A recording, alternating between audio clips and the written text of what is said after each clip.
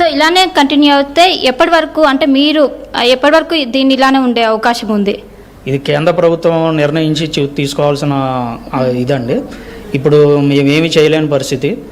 ఏదైనా సరే ప్రభుత్వమే చొర చూపి మాకు అండగా ఉండాలి హోటల్స్ తరపున అని చెప్పి మేము కోరుకుంటున్నాం. అంటే కస్టమర్స్ అర్థం చేసుకుంటున్నారా? వాళ్ళ నుంచి ఎలాంటిది అంటే మీరు చాలా వరకు కూడా మెనూలో ఐటమ్స్ తగ్గించారని చెప్తున్నారు వాళ్ళ నుండి. కస్టమర్స్ కూడా కొంతమంది అర్థం చేసుకుంటున్నారు, కొంతమంది మా మీద కూడా రివర్స్ అవుతున్న జరుగుతుంది. బట్ మేము కస్టమర్స్ని సాటిస్ఫై చేయాలంటే మా దగ్గర ఇప్పుడు ఉన్న ఛాన్స్ ఏమీ లేదండి. ఉన్న సిచ్యువేషన్ వాళ్ళకు కూడా చెప్పి వాళ్ళని సాటిస్ఫై చేస్తాం. కొంతమంది బుకింగ్స్ కూడా క్యాన్సిల్ చేసుకుంటున్నారు. ఇలాగైతే మేము వేరే హోటల్ చూసుకుంటాం అనేది. ఇప్పుడు మాకు రాబోయే గ్రూప్ బుకింగ్స్ ఏదైతే ఉన్నాయో వాళ్ళకు కూడా మేము చాలా ఇబ్బంది పడాల్సి వస్తుంది. అడ్వాన్స్లు ఇచ్చి ఉన్నారు వాళ్ళకి మేమేం సమాధానం చెప్పాలనేది మేము మా మేనేజ్మెంట్తో ఆలోచించుకుని వాళ్ళు చెప్పాల్సి వస్తుంది. ఓవరాల్గా దీని ఎఫెక్ట్ ఏ విధంగా ఉండబోతుంది తెలంగాణ వ్యాప్తంగా?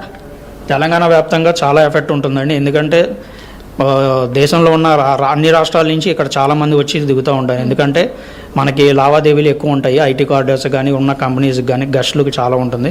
మాది నియర్లీ 80% ఆక్యుపెన్సీ ఉంటుంది. ఆల్రెడీ ఈ ఎఫెక్ట్తో మాకు 40% వరకు ఆక్యుపెన్సీ పడిపోయిందండి. ఎందుకంటే రాష్ట్ర నలుమూలల నుంచి చాలామంది జనాలు వస్తూ ఉంటారు దేశం నలుమూలల నుంచి. మనకి ఆ ఎఫెక్ట్ కంపల్సరీ హైదరాబాద్ మీద ఉంటుందండి. అంటే ఇప్పటికీ పూర్తిగా క్లోజ్ చేశారా? క్లోజ్ చేస్తామని చెప్పారా ఇప్పుడు ఎల్పిజి గ్యాస్ సిలిండర్లు? ఇప్పటికైతే ఇండియన్ క్లోజ్ చేసామనే చెప్తున్నారండి, రిలీజ్ చేయట్లేదు కమర్షియల్ సిలిండర్స్ అయితే. ఈ 2 డేస్లో ఏమన్నా ప్రభుత్వం ఒకవేళ వాళ్ళకి ఏమన్నా ఆదేశం జారీ చేసి ఇండియన్కు కొద్దిగా తగ్గించన్నా ఇవ్వండి అని చెప్తే కనుక మాకు హోటల్స్కి మాకు చక్కగా ఉంటుంది. సో విద్యార్థుల పైన ఎఫెక్ట్ పడుతుందంటారా? కంపల్సరీ అండి. ఎందుకంటే ఇంట్లో ఉండే అందరూ కూడా ఐటీ కార్డర్స్ వాళ్ళందరూ పీజీస్లో ఉంటారు. ఆల్రెడీ మార్నింగ్ నుంచి స్టార్ట్ అవుతుంది. అది అందరూ నోటీసులు జారీ చేశారని చెప్పి మాకు కూడా తెలిసింది. ఏంటంటే పీజీ హాస్టల్స్లో కానీ ఎక్కడ కూడా ఫుడ్ అనేది లిమిటెడ్గానే ఇస్తామని చెప్తున్నారు. బట్ బేస్డ్ అపాన్ వాళ్ళ గ్యాస్ ఉన్నబట్టి వాళ్ళు ఇస్తారండి. నెక్స్ట్ ఇంకో 2 డేస్లో వాళ్ళకు కూడా గ్యాస్ సరఫరా ఆగిపోతే మొత్తం ఆపాల్సి వస్తుంది కదండి. సో దీనిపైన ఏ విధంగా అంటే ఇలానే కంటిన్యూ అవుతే ఖచ్చితంగా ఒకవైపు ఎందుకంటే హోటల్ రంగం అనేది మేజర్ రోల్ ప్లే చేస్తూ ఉంటుంది. సో దీని ఎఫెక్ట్ ఎలా కంటిన్యూ అయ్యే అవకాశం ఉంది మన స్టేట్లో? ఎందుకంటే మన గస్ట్లో నేషనల్ వైడ్గా ఇంటర్నేషనల్ వైడ్గా కంపల్సరీ వస్తారండి హోటల్స్కి అనేది. హోటల్స్లో ఫుడ్ లేకపోతే కనుక చాలా ఇబ్బంది పడాల్సి వస్తుంది. వచ్చిన గస్ట్కి మనం సాటిస్ఫాక్షన్ చేయలేం. కస్టమర్ కానీ ఎలాగ రియాక్ట్ అవుతారు అనేది కూడా మాకు అర్థం కావట్లేదు. చాలా ప్రాబ్లం ఫేస్ చేయాల్సి వస్తుంది. చివరికి ప్రభుత్వం ఏంటంటే కంపల్సరీ మాకు కమర్షియల్ సిలిండర్స్కి కనీసం 5% అయినా సరే టోటల్ హోటల్స్ ఓవరాల్గా ట్విన్ సిటీస్లో ఉన్న హోటల్స్ కన్నా కంపల్సరీ 5% అని రిలీజ్ చేయాలని చెప్పి కోరుకుంటున్నాం.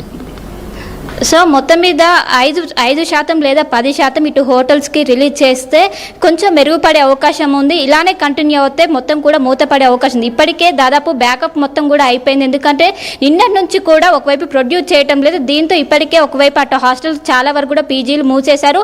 అదే పరిస్థితుల్లో ఇప్పుడు హోటల్స్ అటు స్టార్ హోటల్ నుంచి మొదలుకొని స్ట్రీట్ వెండర్స్ వరకు కూడా ఇదే పరిస్థితి కంటిన్యూ అవుతుంది. ఇప్పటి వరకు మనం ముంబై, చెన్నై, బెంగళూరులో సిచ్యువేషన్ చూసాము. ఇప్పుడు ఇలానే ఉంటే ఈ రోజు సాయంత్రం వరకు కూడా హైదరాబాద్ ఇదే సిచ్యువేషన్ కొనసాగుతుంది. ఇప్పటికే చాలా వరకు కూడా మూసేశారు. అండ్ దీని ఎఫెక్ట్ మాత్రం స్పష్టంగా తెలంగాణ వ్యాప్తంగా కనపడుతుందంటూ కూడా ఒకవైపు ఇటు హోటల్ మేనేజ్మెంట్కి సంబంధించినటువంటి వాళ్ళు కూడా చెప్తున్నారు. Thank you Shilpa. సో మొత్తంగా ఇదే సిచ్యువేషన్ హైదరాబాద్లో హోటల్స్ కూడా కొంత ఇబ్బందికర పరిస్థితి ఉంది. హోటల్ నడిపించడానికి కూడా గ్యాస్ సరిగా దొరక్కపోవడంతో వారు కూడా ఇబ్బందులు పడుతున్నారు. మెనూలో చేంజ్ చేస్తున్నారు. బఫెట్ సిస్టమ్ ఉంటే వాటిని కూడా కంట్రోల్ చేసుకుంటున్నారు. హాస్టల్స్లో ఉన్నటువంటి వారికి కూడా కొన్ని గెస్ట్లకు చెప్పడానికి మొహమాట పడుతున్నామనేటువంటి మాట వాళ్ళు మాట్లాడుతున్నారు. ఇరాన్, ఇజ్రాయెల్, అమెరికా యుద్ధం ఇప్పుడు భారతదేశంపై ముఖ్యంగా మన తెలుగు రాష్ట్రాలపై ఎటువంటి ప్రభావం చూపిస్తుందో ఎప్పటికప్పుడు ఆర్టీవీ మీకు అందిస్తూనే ఉంది. సో అక్కడ ఇప్పటివరకు మాట్లాడింది తెలంగాణ స్టేట్ హోటల్స్ అసోసియేషన్కి సంబంధించిన వారంతా కూడా. సో ఆ హోటల్స్ అని ఇబ్బంది పడుతున్నాయి. ఇప్పుడు ఇంటర్లింకింగ్గా ఒక హోటల్ నడిస్తే ఎంతమంది అక్కడ స్టాఫ్ పనిచేస్తారు అందరికీ ప్రభావం చూపిస్తుంది. ఎంతమందికి ఆహార విషయంలో అందించగలుగుతున్నారు సమయానికి ఆ కొరత ఏర్పడుతుంది. గిగ్ వర్కర్స్ మెయిన్గా 4,50,000 నుంచి 5 లక్షల మంది హైదరాబాద్, తెలంగాణ రాష్ట్రంలో గిగ్ వర్కర్స్ ఉన్నారు. వారంతా కూడా ఇప్పుడు ఇబ్బంది పడాల్సిన పరిస్థితి. సో ఇంతమంది ప్రభావం చూపిస్తోంది ఈ యుద్ధం అనేది. సో ఇది ఇంకా కొనసాగే అవకాశాలు ఎక్కువ కనబడుతున్నాయి. ఇప్పటికిప్పుడు ఇది ఆగే అవకాశం లేదు. ట్రంప్ లాంటి ఒక వ్యక్తి ఇంకా దీన్ని కెలికి మరీ ఎక్కువగా రెట్టింపుగా చేసి యుద్ధాన్ని మరింత తీవ్రతరం చేసే అవకాశమే కనబడుతోంది. కానీ ఇప్పట్లో ఇది ఆగేలా లేదు. సో కొన్ని జాగ్రత్తలు తీసుకోండి. మీరు కూడా ఆచితూచి అడుగు వేయండి.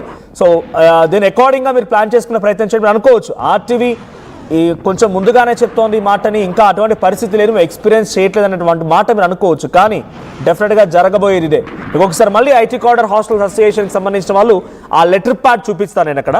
సో ఆ లెటర్ ప్యాడ్ చూస్తే మీకు అర్థమవుతుంది. ఐటీ కార్డర్ తెలంగాణ స్టేట్కి సంబంధించినటువంటి హాస్టల్స్ అసోసియేషన్ వాళ్ళు విడుదల చేసినటువంటి అఫీషియల్ లెటర్ ప్యాడ్ అది. దాంట్లో చాలా క్లియర్గా ఉంది, టీ కాఫీలు బంద్, దోశ పూరి చపాతీలు బంద్, ఎక్స్ట్రా మీల్స్ బంద్, సెల్ఫ్ కుకింగ్ బంద్, కేవలం ఒక లిమిటెడ్ మీల్స్తో మాత్రమే మీకు హాస్టల్ ఫుడ్ ఉండబోతోంది ఇక పైన.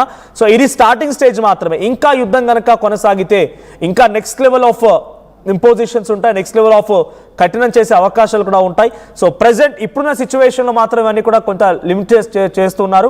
సో అదనంగా ఛార్జీలు కూడా వసూలు చేసే అవకాశం ఉంది. ఒకవేళ కనుక ఇక్కడ డైరెక్ట్గా గ్యాస్ వినియోగించకుండా ఇండక్షన్ స్టవ్లు కనుక వినియోగించి మీకు వంటకాలు చేయాలన్నా కూడా దానికి అదనంగా ఛార్జ్ చేసే అవకాశం ఉంది. ఎలక్ట్రిసిటీ బిల్ పెరుగుతుంది కాబట్టి మాకు దానికి కూడా ఛార్జ్ పిల్లల నుంచే వసూలు చేయాలనే రకంగా అటు ఉద్యోగుల నుంచి హాస్టల్లో ఉంటున్న వారి నుంచే వసూలు చేసే అవకాశం ఉంది.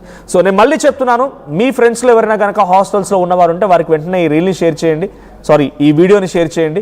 సో ఈ వీడియోని షేర్ చేయడం వల్ల వాళ్ళు ముందుగానే అర్థం చేసుకోగలుగుతారు, ముందస్తుగా ఆ సిచ్యువేషన్ అంచనా వేయగలుగుతారు, దానికి అకార్డింగ్గా ప్లాన్ చేసుకునే అవకాశం ఉంది. So do plan accordingly.